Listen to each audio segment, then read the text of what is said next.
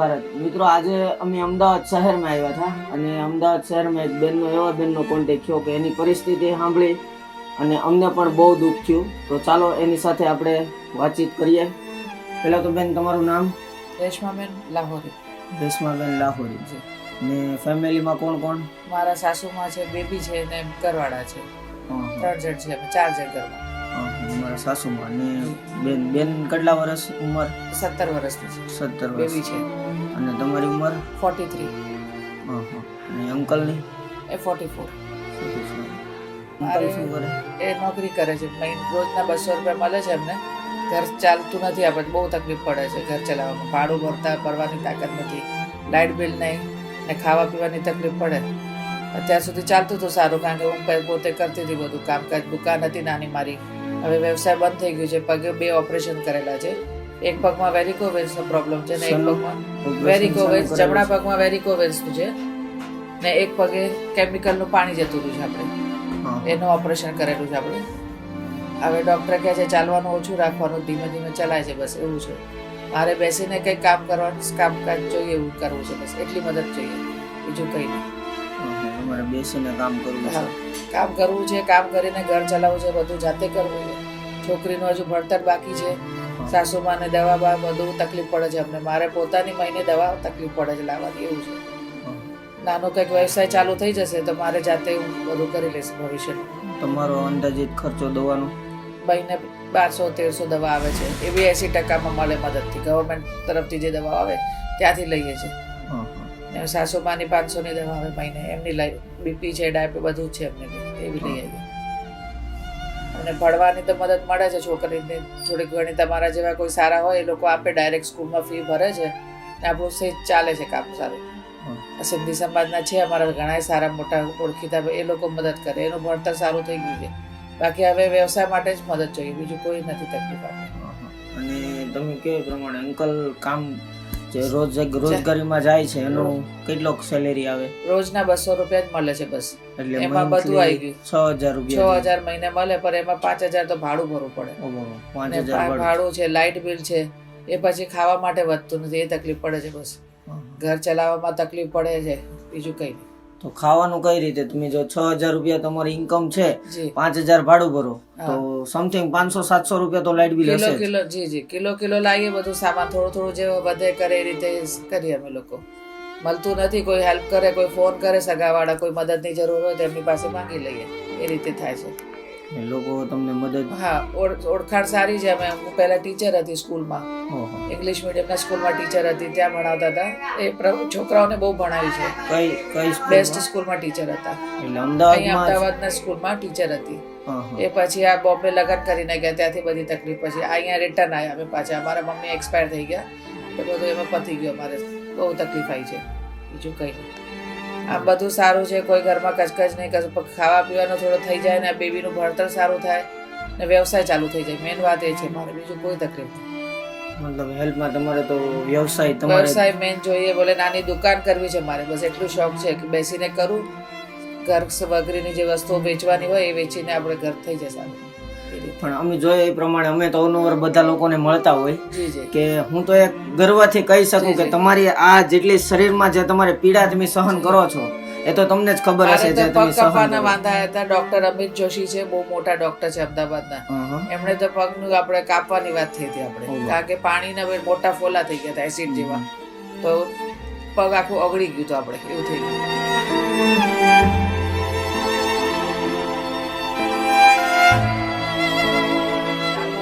પડે બીજું કઈ નહીં, મેન ચાલવાનું તકલીફ પડે. તમારું શરીર પણ એવું જબરું છે એટલે હાઇપોથાઇરોઇડ છે, શુગર છે, બધી આખી દવાનો ડબ્બો લઉં છું. થાઇરોઇડ છે, બીપી છે, બધી જાત. યુરિક એસિડનો પ્રોબ્લેમ છે, હાડકામાં દુખાવો થાય છે બહુ. સવારે ઉઠીએ ને આ બધા હાડકા બહુ દુખે આપણે, એટલે બધી દવાઓ જ ચાલુ છે મારે. એટલે એ રીતે પછી એના લીધે શરીર ફૂંકાય છે. બાકી તો કોઈ આમ બધું સારું છે, મન દિમાગ તે જ સારું છે. ભણેલા ગણેલા છે, 12મું પાસ છે આપણે, એવું નથી. ઇંગ્લિશ મીડિયમમાં ભણેલું છું, સારું. બસ એટલી મહેરબાની કરો અમારી ઘર ઉપર કે ઘર ચાલી જાય, કામ ચાલુ કરાવી લો, કંઈક નાનો વ્યવસાય ચાલુ કરાવી દો. બોલે ચાની કેટલી કરાવી દો, કંઈ બી કરાવી દો, જે આપણે ચાલતું થઈ જતા. રોજના રોજ આવે એટલે કોઈની પાસે આપણે હાથ ના ફેલાવવું પડે છે. હા, એક તો હું તો ગર્વથી એ જ તમને કહી શકું કે તમે આ જે તમારા શરીરમાં આ પ્રોબ્લેમો બધી છે અને તોય બી તમારી હજી એવી લાગણી છે કે મારે કામ બસ જાતે કમાઈને ખાવું છે આપણે જાતે કમાઈને માંગવું નથી બસ એના લીધે શું થોડું ડિપ્રેશન થઈ ગયું છે એ માંગવું નથી એટલે જાતે કમાવું છે. પેલા તો રસોની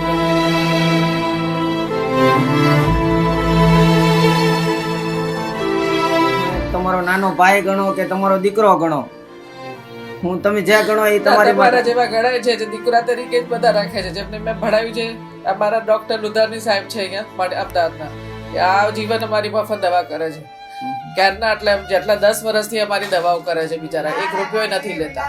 કોઈ બી તકલીફ હોય અમને બોલાવીને અમને દવા મફત આપે છે બિચારા. એમના છોકરાઓને મેં ભણાવ્યું છે, એવું છે.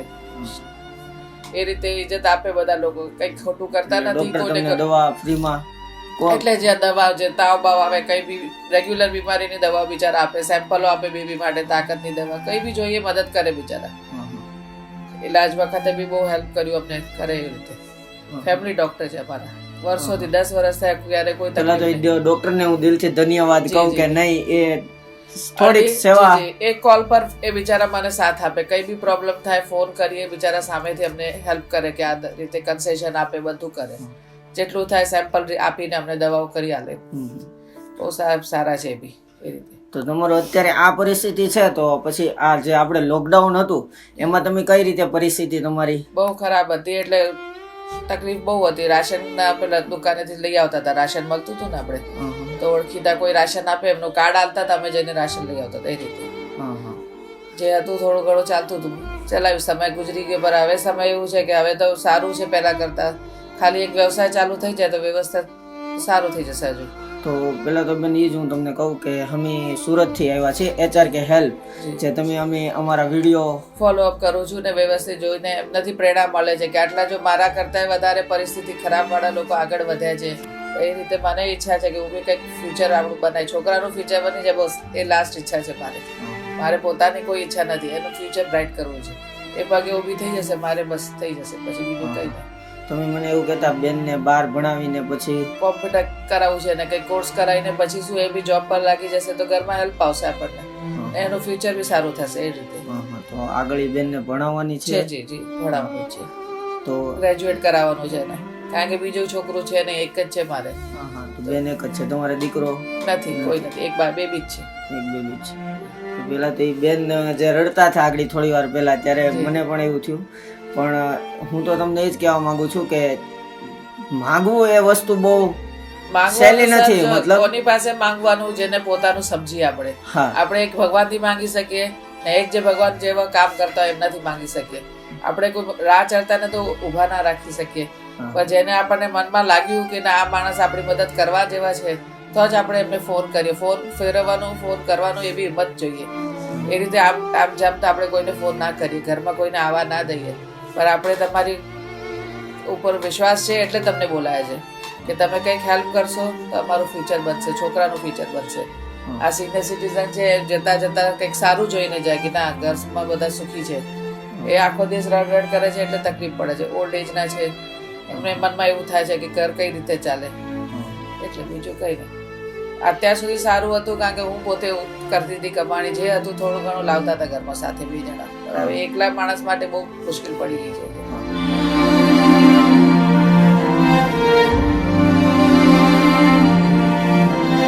જે રીતે વાત કરો છો એનો તો કોઈ મારી પાસે તો સવાલ જ નથી કોઈ પૂછવાનો તમારી પાસે, કેમ કે પરિસ્થિતિ જ એવી છે તમારી.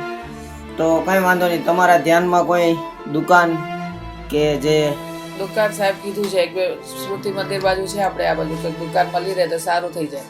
નાની છે, 5000 ભાડું કે છે મંથલી, 10000 એમાં ડિપોઝિટની જરૂર પડશે ને 5 માલની એટલે 15000 જેટલા જોઈએ તો આપણી દુકાન સ્ટાર્ટ થઈ જાય 15000 જેટલામાં. કારણ કે ઓછામાં ઓછું 5000 નો માલ ભરવાય તો થોડું દેખાય દુકાન એવું, ને 10 ડિપોઝિટ ત્યાં એ લોકો રાખશે તો જ આપે દુકાન આપણને. તમારા ધંધામાં કઈ રીતનો દુકાન કરવી? દુકાનમાં હવે દૂધ ને છાશ ને બધું પેકેટ્સ, બધું ગુટકા, કોઈ બી આમ બધી આઈટમો મૂકીને છોકરાઓની ચાલુ કરી દઈશું આપણે. એનો મને નોલેજ સારું છે અને ઓળખાણ બી સારી છે, માલ મળી રહે છે, બધા ત્યાં આવીને આપી જાય આપણને દુકાન. પહેલા તમે દુકાન ચલાવતી હતી, અત્યારે કેમ બંધ કરી દીધી તમે? ભાડું ભરવાની તાકાત નહોતી, ઓપરેશનમાં પૈસા જતા રહ્યા તો સંભાળવા વાળું કોઈ હતું નહીં બરાબર, બધું હું જ કરતી હતી ત્યાં. આ સવારે મારી હેલ્પ કરતા હતા સાસુમાં, અમે બે બેસતા હતા. પછી એકલા તો આમનાથી બેસાય નહીં, સિનિયર સિટીઝનને બંધ કરાવી દીધું એટલે બંધ કરવી પડી દુકાન, એવું થયું. એ તો સારી ચાલતી હતી આપણે દુકાન, સ્કૂલની સામે જ હતી, કુમકુમ સ્કૂલ છે એની સામે જ દુકાન હતી મારી, 5000 ભાડામાં.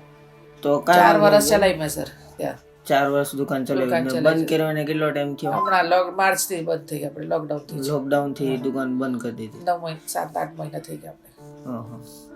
તો અમારે HR કે હેલ્થ તરફથી તો હું તમને કહેતો જાઉં છું કે તમે દુકાન તો કોઈ બી ગોતજો, કેમ કે અમે 10-15 દિવસમાં પાછા રિટર્ન આવશું. ત્યારે તમે જે બી દુકાન ગોતશો એને HR કે હેલ્પ તમને પૂરેપૂરો સપોર્ટ આપશે કે દુકાનનો અંદર માલ છે, પછી 1 મહિનાનું ભાડું ભરાશે તો એ કરી આપશું. જે બી અમારીથી થશે એ બધી જ તમને ચાલુ. જે મને તો અત્યારે ગર્વ થાય છે કે તમારા આ જે પગ મેં જોયા ત્યારે તો મને પણ એમ થયું કે નહીં, આ પગ આવા છે તો બી તમારે હજી બેસીને કમાવવું છે.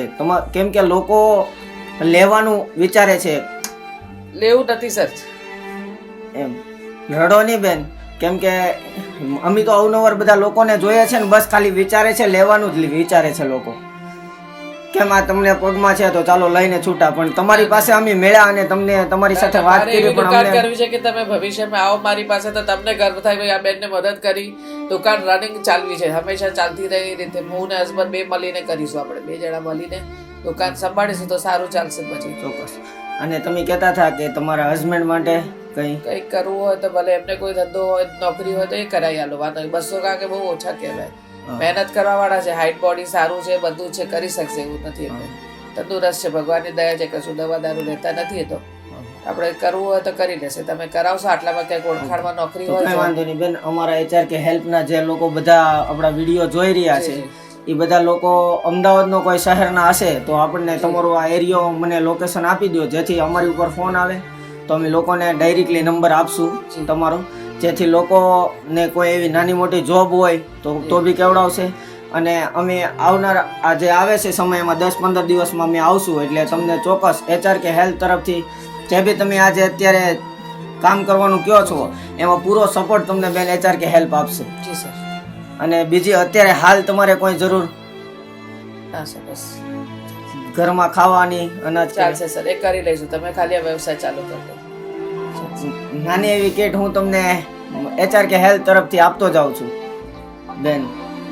ના સર, ચાલશે. નાના ગભરાઓમાં હું એક તમારો દીકરો ગણો તો દીકરો અને નાનો ભાઈ ગણો તો ભાઈ, એ સમાન જ છું. દિલથી માગી લો તમ તારે HR કે હેલ્પ ને, કેમ કે લોકો બધા સપોર્ટ કરે છે અમને, બહુ બધા લોકો સપોર્ટ કરે છે. અને અમે તો એક માધ્યમ છીએ, આ બધું સપોર્ટ દ્વારા ચાલતું હોય. બાકી અમે તો એક બેન માધ્યમ છીએ કે તમારી સુધી અમે પહોંચ્યા અને તમારી જે આ જિંદગીની જે વાત છે એ અમે લોકો સુધી શેર કરી. મને ફક્ર છે કે મેં શેર કરી છે વાત. મારા રિલેટિવ્સ બધા સારા જ છે, પણ શું કોઈની ઉપર વધારે લોડ ના પડે એટલે આપણે કામ નથી કરવું. બસ એટલું જ મારું કહ્યું છે. એકવાર જો કંઈ મારું પોતાનું ચાલુ થઈ જાય તો હું લોકોને મદદ કરું એવું કામ કરવું છે. મારી ઈચ્છા એવી છે કે લોકો મારી પાસે આવે, હું એમને મદદ કરું, એવું કંઈક કરવું છે મારે. ઈચ્છા એવી જ રાખવાની છે, બીજું કંઈ મારે નથી જોઈતું. બસ બધું સારું છે. બસ HR કે હેલ્થ તરફથી હું અત્યારે અનાજ કરિયાણાની બેન કીટ આપતો જાઉં છું તમને. હા સાહેબ, ચાલશે. બસ ખાલી તમે આ વ્યવસાય ચાલુ કરાવી દેજો, જેટલું જલ્દી થાય બસ, બીજું કંઈ નહીં. ને મને તમ તારે 10-15 દિવસમાં તમે કોઈ સારી દુકાન સારી ગોતી અને તમને પ્રોબ્લેમ ન થાય ચાલવામાં અને અહીંયા આજુબાજુમાં હોય એ રીતે કહેજો, એટલે ચોક્કસ અમે HR કે હેલ્પ તમને પૂરેપૂરો સપોર્ટ બેન કરશે. મિત્રો તમે જોયું એ પ્રમાણે આ બેનની પરિસ્થિતિ બહુ, પણ આજે અમે બેનને મળ્યા પણ અમને પણ આનંદ થયો કે જે એ બેન એની પગની પીડા એટલી છે તો બી મહેનત કરવા માંગે છે. તો મિત્રો તમે જે રીતે સપોર્ટ આપો છો અમને એ જ રીતે આપતા રહેજો. અને આગળ તમને અમે 10-15 દિવસની અંદર આ બેનની જે દુકાનનું કહે છે એ HR કે હેલ્પ ચાલુ કરશે અને 100% કરશે. અને 10-15 દિવસમાં જ અમે આ બેનની જે કામ કરતા હશે એ બેનનો વિડીયો તમને અમારા સોશિયલ મીડિયા ઉપર મૂકી અને તમને બતાવશું કે જેથી બેન એના આગળના સમયનું, જે એની દીકરી 12મું ભણે છે, જે એનો ખર્ચો પણ બહુ વધારે હોય, તમને તો ખબર જ હોય 12મું ભણતી હોય દીકરી, એટલે એનો પણ ખર્ચો એ એવું વિચારે છે કે મારે કોઈ પાસેથી કંઈ જોતું નથી, બટ હું કમાઈને મારી દીકરીનું ભવિષ્ય કંઈ બનાવું. એટલે મિત્રો જે રીતે તમે સાથ સપોર્ટ આપો એ જ રીતે HR કે હેલ્પને આપતા રહેજો. જય હિન્દ, જય ભારત. ચાલો બેન, હું રજા લઉં છું અને તમારું ધ્યાન રાખજો. અને HR કે હેલ્પ તરફથી એક નાની એવી કીટ હું તમને આગળ થોડી જ વારમાં આપતો જાઉં છું.